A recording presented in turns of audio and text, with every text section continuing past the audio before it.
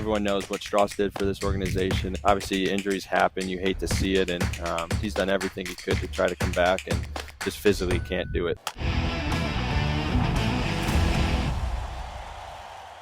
Patrick Corbin joining us right now, who went through the free agent dance years back. Patrick, great to have you on, dude. And if you don't mind, I'll just bring you right into the combo we're having, because the breaking news today was Zack Wheeler. So first off, how you doing? I haven't seen you in a minute. And what did you think of that news if you haven't caught it yet?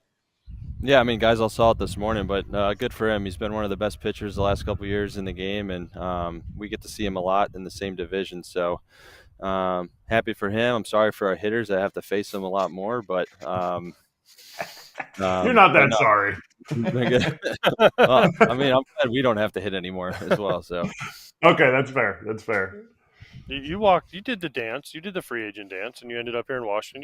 You did okay for yourself, right? I mean, yeah, I know the process can be different for a lot of people. For me, we just got married like a week before that, and then we took a trip out, went to New York, Philly, and DC, and ended up settling here. So for me, it was a great experience, and got wine and dined for a little bit, and but yeah, I've enjoyed my time here. Obviously, in 2019, my first year, and what we did then was very special. I was gonna say, you picked the right place, right? Yeah, I mean, you got that ring the first year, right? That had to be. I mean, that was like ultimate. You just got married, so you got 2 rings in less than a year. Yeah. So we a big reason why I did come here was because of Scherzer and Strasburg. To be a part of that rotation was something that I wanted to do, and knew about some of the other players that were here, and Soto, hearing his name a lot, and that was his first year that he stepped in. So just the core group of that team was awesome, and wish we got to keep it going. Obviously, the COVID and the lockout and stuff, but something I'll always remember. There's so much in that that's running through my head. You said New York, Philly, and Washington. How close were you to signing in Philly and New York? And looking back at it, where do you think those would have taken your career on a different trajectory? Obviously, you guys won the World Series. Epic. Yeah. That's the Mount Rushmore. I mean, I grew up a Yankee fan, so obviously that would have been from upstate New York, and pretty much all my friends' family grew up Yankee fans, so that could have been something special. But had 3 great offers from 3 great organizations, and the big thing was Scherzer and Strasburg to be a part of that rotation. And pitching is very important, especially starting pitching, and to be able to be alongside those guys was one of the main reasons why I decided to come here. When you guys won in 19, then obviously 2020 was the COVID year and everything was shut down. I know when we won in 05, the next year in 06 was like, it was almost like a full year of like a celebration tour, right? Do you guys feel at all like you got a little bit gypped?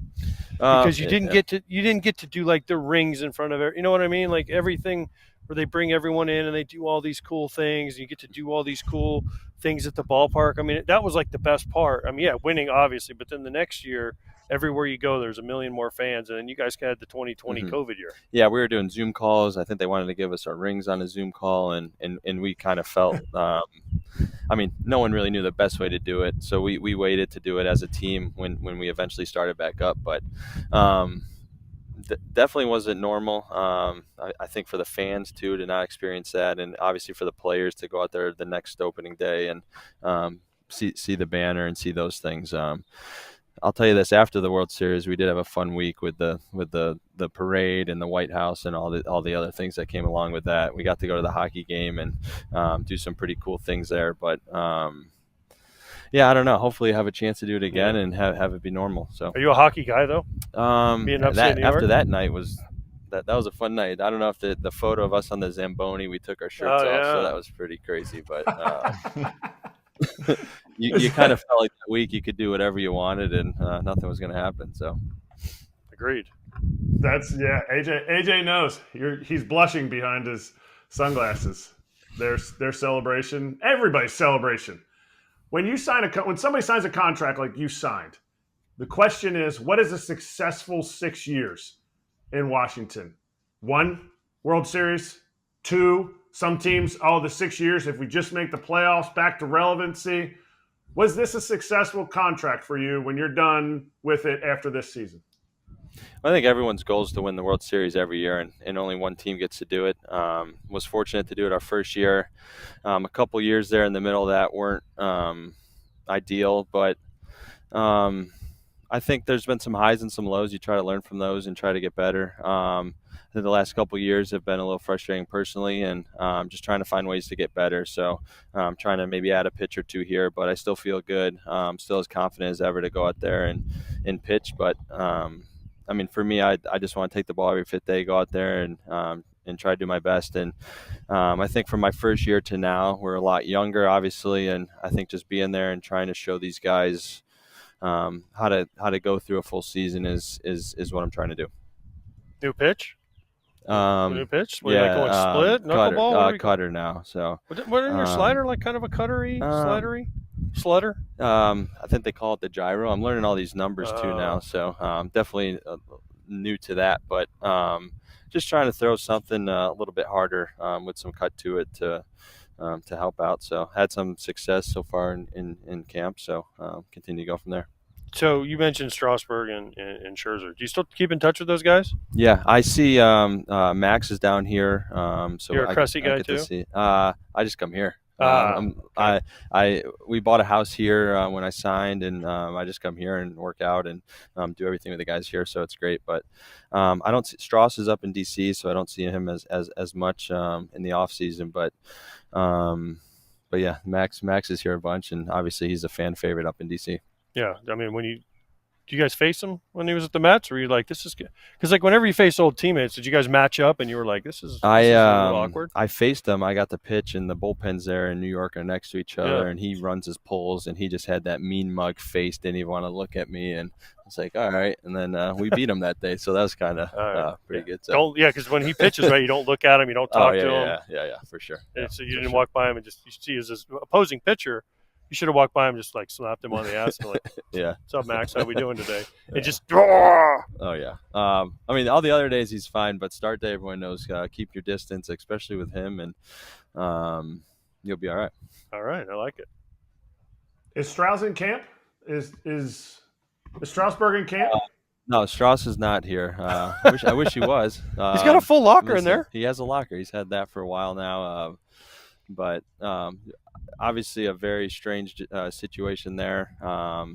But everyone knows what Strauss did for this organization and what he's meant, and was one of the best pitchers in the game for a long time. And obviously injuries happen. You hate to see it. And he's done everything he could to try to come back, and just physically can't do it. So you feel for those guys, and wish nothing but the best for him. You talked about your struggles. We look at as ex-players and a huge fan of baseball, we look at what you've done. Yes, you've struggled, but you go out there and you make every one of your starts. What does that mean to you? Where'd you learn that? What do you think that means? Because I think that's a huge, every young guy that comes up and sees, you know what, this guy might not be pitching like he thinks he should be pitching, but he's making every one of his starts. And so what is that? Talk about that for a little while. Yeah, I mean, like I said, I've had highs. We won the World Series here, and I've had lows, and I try to stay as even keel as I can. This is a very tough game.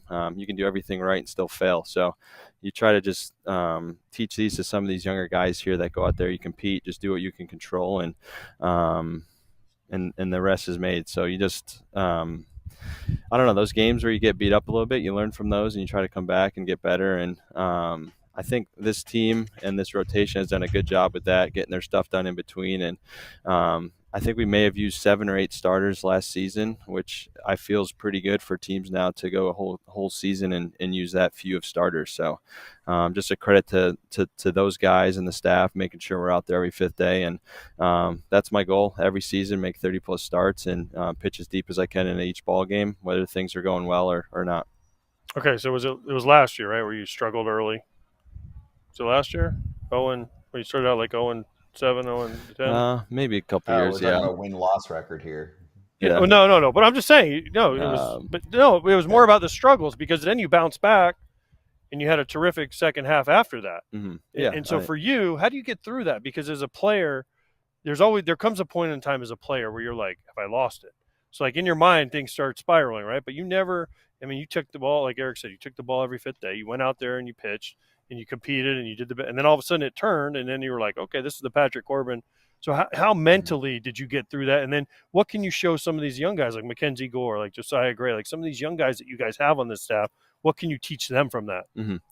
Yeah, I mean, maybe just the kind of the way that I've handled myself after some of those games. I mean, they see it firsthand. After a game, you give up 5 runs in the first, and you try to battle through and try to work through 6. And I think just the way that they see how you represent yourself after that, and hopefully can they can pick some of those things off of me. But and also those games where you do have success. I mean, you've gone through it. There's highs, there's more lows for most people, and it's a tough game. And I think sometimes when you're just watching on TV, people don't really realize everything that's going on day in and day out. So these guys get their work done and try to go out there and be the best that they can. And we've had a young team over the last couple of years. There's other things that factor in as well, but you just try to do what you can control and go from there. What was the one thing that you that you could like rely on? Like, is there one thought or one thing? Was it your routine? Was it like, okay, I know, when I step shit's in, going wrong right now, but I know I can do this right. Yeah, I mean, when I step in between the line, that's why I still do this. The competition part I love, and being able to go out there, compete against somebody, and they're trying their best, you're doing your best, and trying to go out there. But for me, that's the biggest part. That's why I still want to continue to do this and be around the guys and try to talk to them or answer any questions that they may have. Because a lot of them are fairly new in the big league. So you try to do whatever you can to help them as well. Hey, Patrick, as the big fan here, the starting pitching marquee or whatever you see digitally, if you look it up on MLB.com, matters a ton, right? It's the big selling point. So for me, for example, if I'm looking at the late night slate of games and there's 4 games, if I see Luis Castillo against Justin Verlander, I'm probably going to spend more time on that one. So the point I'm trying to get to is based off them saying you're making all your starts, you've pitched with some of the biggest names too in baseball alongside you. How do we keep that going? Because we have less and less of that now. And it goes even beyond the bullpen games. It's just guys not trained to go as deep into starts. It's also front offices saying third time through. Like, what do we do, whether it's a rule change or something else? Because the answer is not, let's just get kids to try and take a little off the fastball and let's not rely on the radar gun. Like, that's over. That's a part of the game. We're not going to be able to reverse that. So how do we keep this going? Because from the marketing side of baseball, I think it's a must and it's disintegrating. Yeah, I mean, a lot of these relievers now, they all throw 100 and it's very enticing for these managers to say, hey, that your starter's getting up to 80, 90 pitches and bring in some of these other guys. But I think at the end of the day, it's a 162 game regular season. And I think starting pitching is the most important thing to be able to go out there, whether it's an extra inning, an extra out or two, to save these arms. And not every day you're going to have your closer, your setup guy at 100%. So if you can eat up those innings, I think it helps. So hopefully more and more teams value that and continue to push towards that. But I mean, I want to be around that 100 pitch mark or more. Try to get as many outs as I can each and every day, and try to help the team down the road. Who's the rival in the East? Who's y'all's rival? I don't know. I guess I would have said the Mets a couple years. I mean, every year it kind of changes. I mean, the Braves I think are the standard in this division right now. They've I think won it 7 straight years, and I mean they have all the bragging rights. They're the team on top. They're the one everyone's looking at. Everyone knows the lineup and roster that they have and how good that they are. So we are a young team here that I think proved some people wrong last year. I think some of these other guys are going to step up this season, and maybe we don't have the big names yet here, but hopefully the future we do. I've been told you got a pretty good name, nearby, maybe 5-10 feet away. So we'll bring him in. You got a question for us to ask Josiah Gray that'll make him blush before we let you go? I don't know. He is. Yeah, he's right there. I'm not sure. I think he'll answer anything for you, though. Okay, hey, hold on. fine. What? Before we let Patrick go, were you in on the baseball card thingy in there?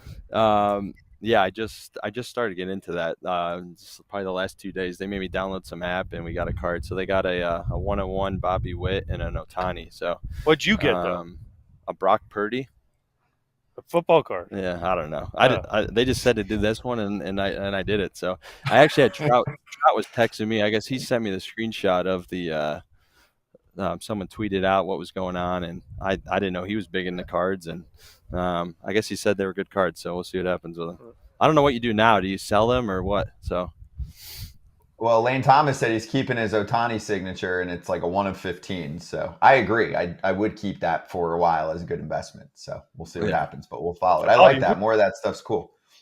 We told Lane to call Bobby Witt, DM him, and because he said on our show that he'll buy all his cards. So if you got a 1 of 1, yeah.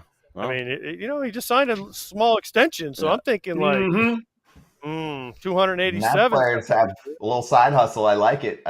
Patrick, good to see you, man. Have fun the rest of camp, and good luck this season, dude. All right. Thanks, guys. Thank you. Hey, everybody.